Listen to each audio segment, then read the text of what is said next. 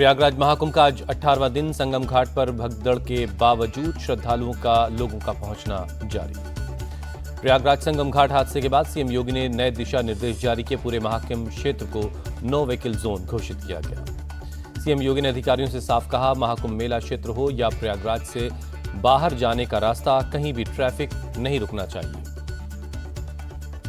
CM योगी ने हर एक श्रद्धालु को उनकी मंजिल तक पहुंचाने को बताया सरकार की जिम्मेदारी। कहा, स्टेशनों पर ज्यादा भीड़ ना हो। मेला स्पेशल ट्रेन और परिवहन निगम की एक्स्ट्रा बसेस चलाने का आदेश। सीएम योगी ने अधिकारियों को दिया निर्देश, जिन होल्डिंग एरिया में गाड़ियों को प्रयागराज आने से रोका गया, वहां खाने और पानी का इंतजाम किया जाए। सीएम योगी ने 4 फरवरी तक शहर के कई रास्तों को वन वे करने का दिया निर्देश। कहा, पुलिस की पेट्रोलिंग बढ़ाई जाए, रास्ते में मौजूद स्ट्रीट वेंडर्स को खाली एरिया में शिफ्ट किया जाए। प्रयागराज में बेहतर इंतजाम के लिए 2 सीनियर आईएएस अधिकारी नियुक्त किए गए। 5 सचिव स्तर के पदाधिकारियों को भी भेजा जाएगा। सीएम योगी ने संगम घाट हादसे की न्यायिक जांच का आदेश दिया। न्यायमूर्ति हर्ष कुमार के नेतृत्व में 3 सदस्यों की टीम का गठन किया। सीएम योगी ने पुलिस इंक्वायरी बैठाने का भी दिया आदेश। कहा, भीड़ के अनुमान के बावजूद हादसे के कारणों की जांच की जाएगी। सीएम योगी ने हादसे में मारे गए लोगों के परिवार के लिए 25-25 लाख के मुआवजे का ऐलान किया। कहा, भारी भीड़ की वजह से हादसा हुआ। संगम घाट भगदड़ हादसे पर भावुक हुए सीएम योगी, मृतकों के परिवार के प्रति संवेदना जाहिर की। प्रयागराज संगम घाट पर भगदड़ में अब तक 30 लोगों की मौत, 25 शवों की शिनाख्त की गई। संगम घाट भगदड़ में 60 लोग हुए थे जख्मी, 36 लोगों का फिलहाल इलाज चल रहा है। महाकुंभ डीआईजी ने बताया, बैरिकेड टूटने की वजह से हुआ हादसा। सोए हुए श्रद्धालुओं पर भीड़ चढ़ गई। हादसे के बावजूद सुचारू रूप से संपन्न हुआ अमृत स्नान। महाकुंभ में अब तक करीब 8 करोड़ लोगों ने स्नान किया। आम लोगों के बाद 13 अखाड़ों ने भी किया अमृत स्नान। संगम में डुबकी लगा रहे साधु संतों पर हेलीकॉप्टर से फूलों की बारिश हुई। मौनी अमावस्या पर तीनों शंकराचार्यों ने किया अमृत स्नान। अरैल वीआईपी घाट से नाव के रास्ते संगम तट पर पहुंचे तीनों शंकराचार्य। जगत गुरु शंकराचार्य स्वामी अवी मुक्तेश्वरानंद सरस्वती ने महाकुंभ हादसे पर दुख जताया। बोले, भविष्य में सतर्क रहने की जरूरत। सीएम योगी ने प्रशासन का सहयोग करने पर शंकराचार्यों और अखाड़ों का आभार जताया। कहा, अमृत स्नान अच्छे तरीके से संपन्न हुआ। केंद्रीय मंत्री अश्विनी वैष्णव ने दिल्ली रेलवे बोर्ड से प्रयागराज के लिए चलने वाली ट्रेनों की जानकारी ली। अधिकारियों को जरूरी दिशा निर्देश दिए। महाकुंभ में भगदड़ पर राहुल गांधी ने सरकार को घेरा। कहा, भगदड़ के लिए बद इंतजामी और वीआईपी मूवमेंट जिम्मेदार है। अखिलेश यादव ने भी महाकुंभ में हुई भगदड़ पर जताया दुख। कहा, महाकुंभ का प्रबंधन तत्काल सेना को सौंप देना चाहिए। शरद गुट की नेता सुप्रिया सुले ने भी बीजेपी को घेरा। कहा, अपने ही नेता की बात सुन ले बीजेपी वाले। साध्वी निरंजन ज्योति ने खुद कुप्रबंधन कहा। आप सांसद राघव चड्ढा की योगी सरकार को सलाह। कहा, एक बार फिर व्यवस्थाओं की समीक्षा की जाए, उसमें सुधार करें ताकि दोबारा इस तरह की घटना न हो। अरविंद केजरीवाल ने हादसे पर जताया दुख। श्रद्धालुओं से धैर्य बनाए रखने के लिए कहा और प्रशासन के निर्देशों का पालन करने की अपील की। बिहार के कैमूर में NH-19 पर भीषण जाम। महाकुंभ में आने जाने वाली गाड़ियों के चलते हालात बिगड़े। 2 दिन से जाम में फंसी हैं गाड़ियां। एक लेन के क्लियर करने में जुटी है पुलिस। कहा, कुंभ मेला को लेकर दोनों लेन में जाम लगा है। महाकुंभ जा रहे 200 नेपाली श्रद्धालुओं का प्रशासन ने जौनपुर में रोका। 24 घंटे के बाद प्रशासन के आदेश के बाद होंगे रवाना। जिला प्रशासन ने शिविर में रहने और खाने का इंतजाम किया। महाकुंभ की वजह से पटना स्टेशन पर लोगों की भीड़ उमड़ रही है। प्रयागराज से गुजरने वाली ट्रेनों में बड़ी संख्या में श्रद्धालु यात्रा कर रहे हैं। सीएम योगी ने आज दिल्ली का अपना चुनावी दौरा रद्द कर दिया है। महाकुंभ में भगदड़ की घटना के बाद लिया फैसला। केंद्रीय गृह मंत्री अमित शाह आज नई दिल्ली में बीजेपी उम्मीदवार प्रवेश वर्मा के लिए करेंगे रैली। शाम 5 बजे वाल्मीकि सदन में करेंगे जनसभा।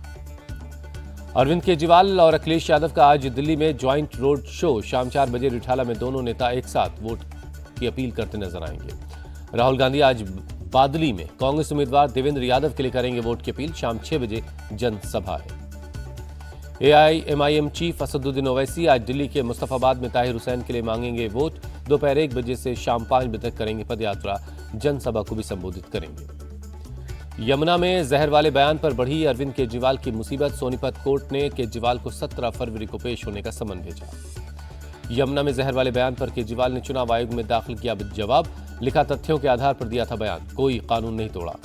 जहरीली यमुना के मुद्दे पर दिल्ली हरियाणा में जंग जारी है। हरियाणा के सीएम ने यमुना का पानी पी के दिखाया। कहा, अपने स्वार्थ के लिए केजरीवाल ने झूठे आरोप लगाए। सीएम नायब सिंह सैनी बोले, हम नदियों को मां मानकर पूजा करने वाले लोग हैं। जो जहर मिलाने का आरोप लगा रहे हैं उनकी सोच संकीर्ण है। हरियाणा के सीएम नायब सिंह सैनी ने यमुना का पानी पीने का ढोंग किया। केजरीवाल बोले, पहले पानी पिया फिर थूक दिया। पानी में जहर वाली पॉलिटिक्स में हरियाणा के मंत्री अनिल विज भी कूदे। कहा, केजरीवाल को सिर्फ दूसरों पर आरोप लगाने का शौक है। आप प्रवक्ता प्रियंका कक्कड़ बोली, पीएम मोदी पानी के मुद्दे पर राजनीति कर रहे हैं। उनकी बात से बहुत अफसोस हुआ। दिल्ली के प्रचार में उतरे असम के सीएम हिमंता बिस्वा शर्मा यमुना पर किए दावों को लेकर केजरीवाल को घेरा। कहा, अपने जन्म स्थान के बारे में कोई इतना बड़ा झूठ कैसे बोल सकता है। मैं मर जाऊंगा लेकिन कभी ऐसा नहीं करूंगा। हिमंता बिस्वा शर्मा बोले, यमुना की गंदगी से ध्यान हटाने के लिए केजरीवाल ने नई कहानी गढ़ी। उनका यह बयान उनकी मानसिकता को दिखाता है। सीएम आतिशी ने एलजी के लेटर का दिया जवाब। कहा, दिल्ली के लोगों के साथ विश्वासघात कर रहे हैं एलजी। राहुल गांधी के अरविंद केजरीवाल को बताया झूठे वादा करने वाला नेता। कहा, हिम्मत है तो यमुना का पानी पीकर दिखाएं। राहुल गांधी ने केजरीवाल पर लगाया घोटाले का आरोप। कहा, साफ सुथरी राजनीति का दावा करने वाले आप नेताओं ने सबसे बड़ा शराब घोटाला किया। कांग्रेस अध्यक्ष मल्लिकार्जुन खड़गे का बीजेपी आरएसएस पर अटैक। कहा, उन्होंने आजादी के त्याग का मखौल उड़ाया। बीजेपी नेता स्मृति ईरानी ने आम आदमी पार्टी के नेताओं पर घुसपैठियों का समर्थन करने का आरोप लगाया। कहा, घुसपैठियों का प्रमाण पत्र बनवाने वालों को दिल्ली की जनता उखाड़ फेंकेगी। बीजेपी सांसद गिरिराज सिंह ने अरविंद केजरीवाल पर लगातार झूठ बोलने का आरोप लगाया। जेल जाने से इनको डर नहीं है। केंद्रीय मंत्री गिरिराज सिंह ने रोहिंग्याओं को लेकर दिया बयान। बोले, हमारी सरकार बनते ही रोहिंग्याओं को बाहर किया जाएगा। बीजेपी सांसद रवि किशन ने दिल्ली चुनाव पर अरविंद केजरीवाल पर लगाया बड़ा आरोप। कहा, पूर्वांचल के लड़कों को शराब देकर बर्बाद कर दिया। रवि किशन बोले, 27 साल का वनवास खत्म होने वाला है। दिल्ली में अब बीजेपी की सरकार बनेगी। आपदा पार्टी से जनता त्रस्त हो गई है। विधानसभा चुनाव से पहले दिल्ली पुलिस ने पंजाब रजिस्ट्रेशन वाली एक कार जब्त की। कार से लाखों रुपए कैश और शराब की कई बोतलें बरामद हुई। पुलिस के मुताबिक कार से आम आदमी पार्टी के पंपलेट भी मिले। कोपरनिकस मार्ग पर खड़ी कार के आगे और पीछे लिखा था पंजाब सरकार।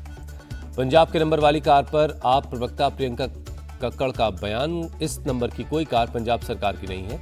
कार का मालिक बीजेपी शासित महाराष्ट्र का है, लेकिन उसे दिल्ली का बताया जा रहा है। कांग्रेस उम्मीदवार संदीप दीक्षित ने कहा, पंजाब की गाड़ियों के बारे में मैं पहले भी एलजी को खत लिख चुका हूं। पुलिस को पंजाब भवन में रेड मारकर देखना चाहिए कि वहां कमरों में क्या छिपा है।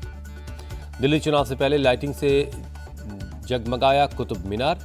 लोगों से भारी संख्या में चुनाव में हिस्सा लेने का संदेश लिखा गया। चंडीगढ़ के मेयर पद के लिए आज होगा चुनाव। आम आदमी पार्टी की प्रेमलता और बीजेपी की हरप्रीत कौर बबला के बीच है कड़ा मुकाबला। राष्ट्रपिता महात्मा गांधी की आज 77वीं पुण्यतिथि। राष्ट्रपति द्रौपदी मुर्मू और पीएम मोदी आज राजघाट जाकर बापू को श्रद्धांजलि देंगे। वक्फ संशोधन बिल पर जेपीसी की रिपोर्ट आज लोकसभा स्पीकर के सामने पेश होगी। जेपीसी ने 11 के मुकाबले 14 वोट से रिपोर्ट को मंजूर कर लिया है। आप सांसद संजय सिंह बोले, जेपीसी चीफ के सामने हमने अपना विचार रख दिया है, उस पर मीडिया में चर्चा नहीं की जा सकती। विपक्षी नेताओं की असहमति नोट पर बीजेपी सांसद राधा मोहन दास अग्रवाल बोले, सरकार के अच्छे काम का विरोध करना विपक्ष का काम है, ये उनके डीएनए का हिस्सा है। जेपीसी रिपोर्ट को लेकर बोले असदुद्दीन ओवैसी, जब ये विधेयक संसद में लाया जाएगा तो हम अपनी आवाज उठाएंगे। राज्यसभा सांसद स्वाति मालीवाल मारपीट केस विभव कुमार को बड़ा झटका। 30,000 कोर्ट ने चार्जशीट पर संज्ञान लेने के आदेश को चुनौती देने वाली अर्जी खारिज कर दी। मध्य प्रदेश में आज एमपी बोर्ड संचालित 23,000 प्राइवेट स्कूल रहेंगे बंद। नवीन और मान्यता नवीनीकरण में नए नियम को लेकर जताया जा रहा विरोध। सरकार ने पहली से लेकर 8वीं तक के मान्यता के नियमों में बदलाव किया है। एफडी मान्यता शुल्क और रजिस्टर्ड किरायानामा जोड़ा गया है। दिल्ली हाईकोर्ट में सांसद रशीद इंजीनियर की अंतरिम जमानत पर आज सुनवाई है। संसद के बजट सत्र में शामिल होने की मांगी है इजाजत। दिल्ली दंगों के आरोपी शफाउर रहमान को कस्टडी पैरोल मिली। ओखला से एआईएमआईएम के टिकट पर चुनाव लड़ रहे हैं।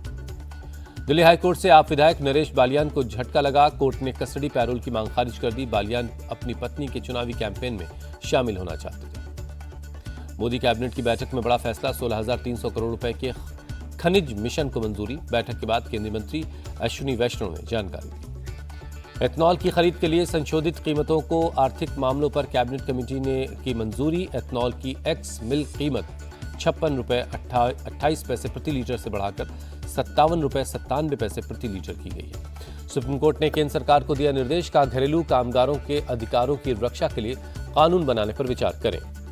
आरजीकर केस के दौरान प्रदर्शन करने वाले डॉक्टर्स को सुप्रीम कोर्ट से राहत। एम्स समेत सभी अस्पतालों को निर्देश, अनुपस्थिति को नियमित किया जाए। यूपी के मैनपुरी में अवैध हथियार फैक्ट्री का भंडाफोड़, पुलिस ने भारी मात्रा में हथियार बरामद किया है। खुफिया जानकारी के आधार पर पुलिस ने रेड की। छापे के दौरान पुलिस ने फैक्ट्री से 2 लोगों को गिरफ्तार किया। हरियाणा के अंबाला में पुलिस और बदमाशों के बीच एनकाउंटर, पुलिस ने बदमाश सागर को मार गिराया। बीएसपी नेता हरबिलास रज्जू माजरा की हत्या का आरोपी था। पुलिस को एक घर में बदमाश के होने की जानकारी मिली थी। पुलिस को देख बदमाश घर से भाग निकला। पीछा करने पर बदमाश ने फायरिंग कर दी। पुलिस की जवाबी कार्रवाई में बदमाश मारा गया। फायरिंग के दौरान एसटीएफ के 3 जवान जख्मी हुए। सागर सभी को अस्पताल में भर्ती करवाया गया है। महाराष्ट्र के पुणे में पुलिस ने inter state cyber fraud racket का भंडाफोड़ किया। पुलिस ने गैंग के 6 फ्रॉड करने वालों को गिरफ्तार किया है। छत्तीसगढ़ के नारायणपुर में 7 महिला समेत 29 नक्सलियों ने सरेंडर किया। विकास कामों से प्रभावित होने का दिया हवाला। जय श्री गायत्री फूड कंपनी पर ईडी का एक्शन। मध्य प्रदेश के भोपाल, मुरैना और सीहोर के ठिकानों पर एक साथ रेड की गई। जम्मू कश्मीर के श्रीनगर में वाइल्ड लाइफ के अस्थायी कर्मचारियों ने सीएम आवास के बाहर किया प्रदर्शन। नियमित करने और समान वेतन की लंबे समय से मांग कर रहे हैं।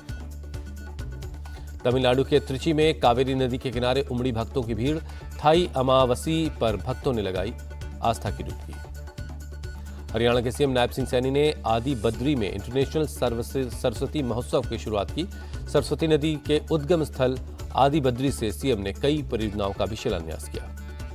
एयर इंडिया 2 मार्च से दिल्ली से इजराइल के लिए तेल अवीव के बीच शुरू करेगा फ्लाइट सेवा। युद्ध की वजह से पिछले साल अगस्त से उड़ानें रोक दी गई थी। नमो भारत ट्रेन में यात्रा करने वालों के लिए खुशखबरी। एनसीएमसी कार्ड से यात्रा करने पर 10% की छूट मिलेगी। सीसीएस ने सेना के 10,000 करोड़ रुपए के पिनाका रॉकेट सौदे को मंजूरी दे दी है। नागपुर की रॉकेट निर्माता सोलर इंडस्ट्रीज और MIL करेंगे मैन्युफैक्चरिंग। एमपी में निवेश बढ़ाने को लेकर सीएम मोहन यादव जापान के दौरे पर हैं। टोक्यो में उन्होंने कई कंपनियों के अधिकारियों से बात की।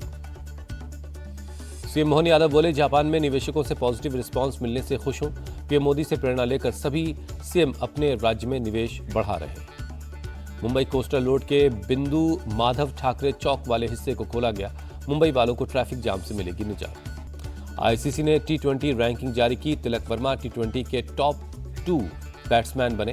रैंकिंग में तिलक को 1 पायदान का फायदा हुआ है। बल्लेबाजी रैंकिंग में सूर्य कुमार यादव 4थे पायदान पर हैं। ऑस्ट्रेलिया के ट्रेविस हेड नंबर 1, इंग्लैंड के फिल सॉल्ट को 1 पायदान का नुकसान, 3रे नंबर पर खिसके। T20 ऑलराउंडर रैंकिंग में भारत के हार्दिक पांड्या का जलवा 255 रेटिंग पॉइंट्स के साथ पहले पायदान पर किया कब्जा। दूसरे नंबर पर नेपाल के दीपेंद्र सिंह ऐरी का नाम है। T20 गेंदबाजी रैंकिंग में भारतीय स्पिनर वरुण चक्रवर्ती ने लगाई 25 स्थान की छलांग। 679 पॉइंट्स के साथ वरुण ने 5वें स्थान पर जगह बनाई है।